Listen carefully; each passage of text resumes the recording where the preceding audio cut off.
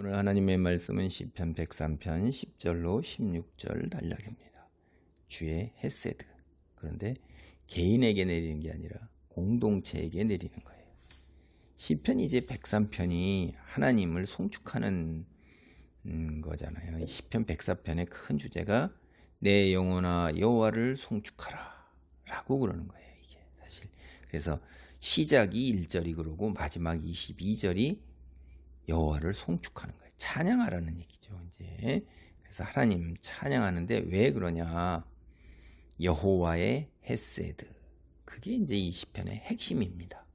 이게 개인에게도 헤세드를 내리고 그다음에 공동체에도 헤세드를 내려요. 여러분이 헤세드라는 말이 이제 히브리 말로 자꾸 이렇게 하니까 저도 히브리어 목사님들이 히브리 말이나 헬라어 이렇게 발음 그렇게 하고 그러는 걸 별로 썩 긍정적으로 생각하는 편은 아닌데, 근데 이제 필요할 경우에 아주 드물게 그런 말을 제가 하잖아요. 근데 반복해서 굉장히 많이 쓰잖아요. 왜냐하면 이 헤세드라는 말을 오늘날 우리말로 옮기기가 굉장히 영어도 그러고 어렵습니다. 이게. 그래서 그 안에 포함되어 있는 포괄적인 게 기본적으로 이제 여호와 이렇게 부를 때 하나님과 시내산에서 언약을 맺었잖아요. 모세 언약이라고도 시내산 언약이라고도 불러요. 줄여서 그냥 언약. 그러니까 언약을 맺었으면 그 언약 안에서 하나님께 순종하면 축복이요. 그다음에 배도하면 하나님을 따르지 아니하고 우상을 섬기면 저주라. 요게 언약의 핵심입니다. 그러니까 그 언약에 따라서 하나님이 우리에게 내리시는 축복, 은혜, 은총, 자비, 사랑, 긍휼 이런 것들로 표현되는 거예요. 한 모습씩이 이렇게 나오는 겁니다. 그걸 헤세드라고 그러는 거예요.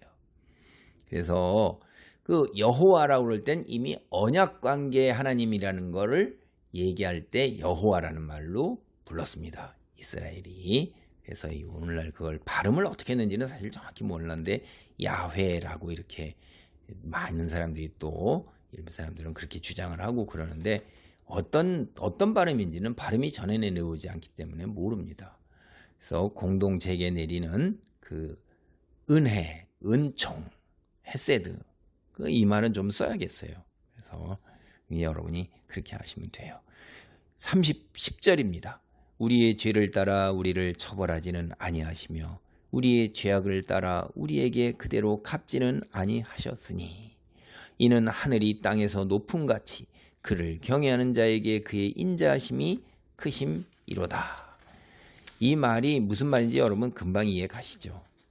우리가 앞에서도 우리가 딴 데 봤을 때 9절에 자주 경책하지 아니하시며 노를 영원히 품지 아니하시리로다. 그러니까 우리가 얼마나 하나님께 배도하거나 우상을 섬기거나 두 마음을 품거나 이런 일들이 얼마나 많아요. 당장 이 모세가 시내산에 40일 동안 올라가서 하나님과 언약 말씀을 받아 가지고 내려올 때 그들이 금송아지를 만들어서 음란하게 섬겼단 말이에요. 그리고 광야 40년 동안에 얼마나 하나님 믿고 순종하지 않은 사건들이 얼마나 많아요. 그 이후로 이스라엘이 멸망할 때까지 계속 그런 똑같은 일의 반복이잖아요. 그게 인간의 본성이에요. 나라고 다르지 않을까? 오늘 우리 사회라고 오늘 우리 교단이고 교계고 우리 교회라고 다르지 않을까? 똑같습니다. 그럼에도 불구하고 하나님께서는 경책, 있는 그대로 징벌을 안 하신단 말이에요. 그러니까 우리의 죄를 따라 우리를 처벌하지 않아요. 그대로 하면 우리는 다 죽어요. 아담과 노아 다 죽죠. 그대로 하면 다 죽습니다. 아브라함도 죽고 모세도 죽고 다윗도 죽어요. 응? 솔로몬도 그 은혜를 받은 게 뭐예요? 부족함에도 언약에 의해서 하나님께서 주셨다면, 그러니까 우리가 부족해도 우리를 그대로 처벌하지 않고 우리에게 그대로 갚잖아요. 근데 하나님께서는 우리에게 뭐라고 그랬어요? 눈에는 눈, 이에는 이. 행한 그대로 갚아주고 그 이상은 나가지 말아라. 우리는 그 이상 나가니까. 그 한계를 정해줬는데 하나님은 우리가 행한 그대로도 우리를 얘기해 갚지 않으셔요. 왜 그러셔요? 인자하심이 크신 거예요. 긍휼이 많으신 거예요. 은혜로우신 거예요. 노하기를 더디하시는 거예요. 노를 영원히 품지 아니하신 거예요. 그게 하나님이 우리에게 내리는 바로 인해, 헤세드입니다.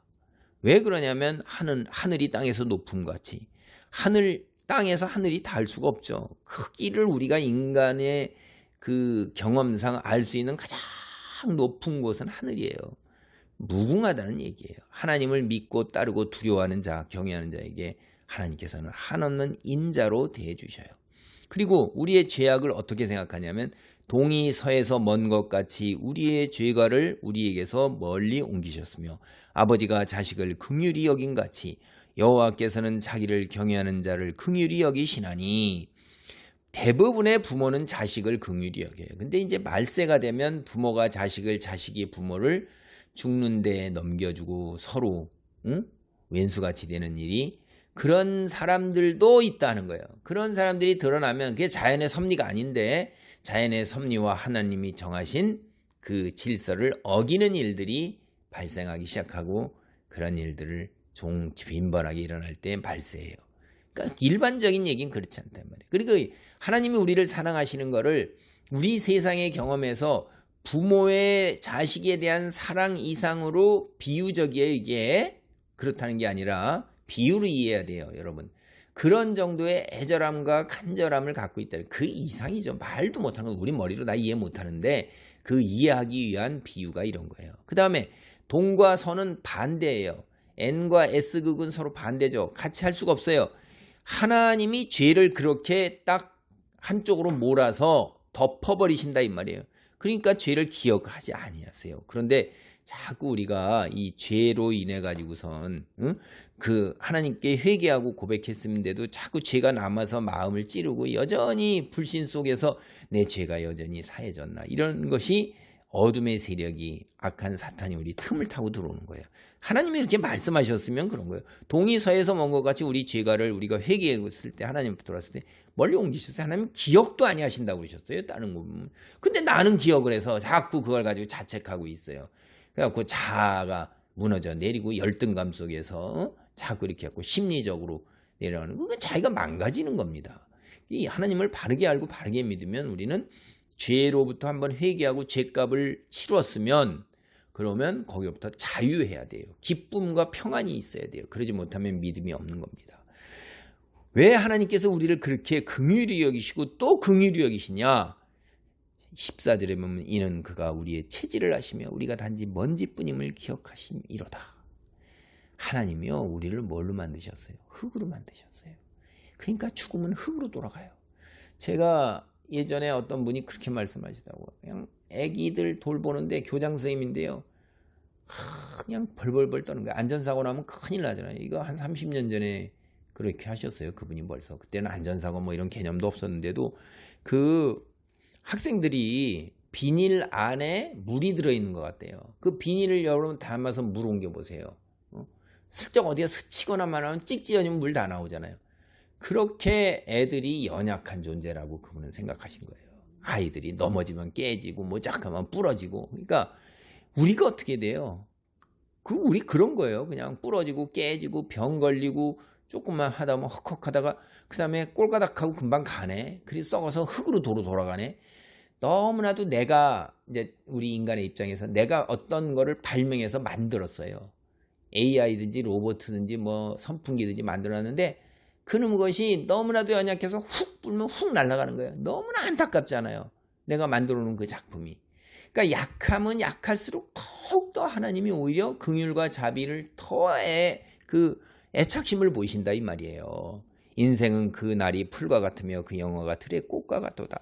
그것은 바람이 지나가면 없어지나니 그 있던 자리도 다시 알지 못하거니와, 이후에 이어지는 것도 인생의 그거를 얘기하는 건데, 얼마나 한순간이라는 얘기하잖아요. 여러분, 풀이라는 게 돋았지만은 그냥 햇볕에 그냥 되고, 꽃이라는 게 화무시비롱이라는 거 뭐 이런 거 제가 맞는 거 얘기인가요? 꽃이 피어봐야 뭐 열흘을 가냐. 그 붉고 아름다움이 그렇게 못 간다. 열흘이나 얼마나 허무한 겁니까? 열흘이라는 시간이 우리는 처음에 시작할 때는 참 긴 것 같아요. 여러분이 3박 4일이나 4박 5일 혹은 한 달씩 여행을 하거나 어떤 걸 해보세요. 근데 시작할 땐 그게 길어 보여요. 3박 4일이, 일주일이, 열흘이, 한 달이 길어 보이는데 지나가고 나면 한순간인 것 같고 더덥잖아요. 여러분이 살아온 세월 지금 보세요. 초등학교, 중학교, 고등학교 다녔습니까? 그 다녔던 시절 그 세월이 그때 다닐 때는 길고 힘들고 썼던 수업 시간은 참 지겹고 그랬는데 지나고 나니까 뭐예요? 머릿속에 하나의 시간의 흔적으로 꿈으로 밖에 없는 거예요. 그렇게 우리가 허무한 거예요. 바람이 싹 불면 바람이 어디로 부는지 어떻게 알아요? 흔적이 있어요? 아무것도 없어요. 있던 자리가 없단 말이에요. 바람이 싹 지나가면 아무도 몰라요. 우리 그런 거예요. 그러니까 하나님이 연약하고 연약하니까 우리를 더욱더 안타깝게 여기셔서 우리를 그렇게 긍휼히 여기고 우리를 그렇게 헤세드를 인자를 베풀고 이러신다 이 말입니다. 이해하시겠습니까? 우리가 바로 그런 거예요. 하나님이 우리를 향해서 그렇게 그러신 분이세요. 그런 분을 믿는 우리는 너무나도 감사하고 그래서 우리에게 영원한 생명 영생을 주시고자 그렇게 하나님께서 우리를 향해서 그렇게 기다리고 외치고 돌아오라고 이야기하는 것입니다. 기도합니다. 하나님 감사합니다. 정말 우리를 그대로 처벌하지 아니하시고 하늘이 땅에서 높은 같이 인자하시고 동이 서에서 먼 것 같이 우리의 죄가를 멀리 옮기시고 기억도 아니하시고 우리가 먼지뿐인 것을 아시고 긍휼히 여기고 자비를 베풀고 은혜를 베푸는 것 너무나도 감사합니다. 주님 안에 머물면서 말씀 안에 아버지 주님 품 안에서 나날이 기쁨과 아버지 평안이 넘치는 삶이 되도록 도우소서. 어둠의 세력은 우리의 이런 평안과 기쁨 하나님이 주시는 은혜 누리는 걸 그 꼴을 못 봅니다. 어떻게 했는지 우리를 분탕질을 쳐서 뒤집어 엎어놓고 아버지 불평, 불만, 다툼, 경쟁 속에서 지옥으로 몰아넣습니다. 마음과 심령이 지옥 속에서 물질적, 경제적으로도 지옥 속에서 육체적 고통 속에서 지옥으로 죄에 대한 아버지 죄책감 속에서 열등감으로 쩔어서 망가지도록 우리를 몰아붙입니다. 이 모든 것에서 해방되는 것이 하나님의 말씀이요 권능인 깨닫습니다. 말씀을 붙들고 기도하는 가운데 주님이 주신 모든 자비와 긍휼과 은혜 속에서 평안과 아버지 형통함을 누리게 도와주옵소서. 예수 그리스도의 이름으로 기도하옵나이다. 아멘.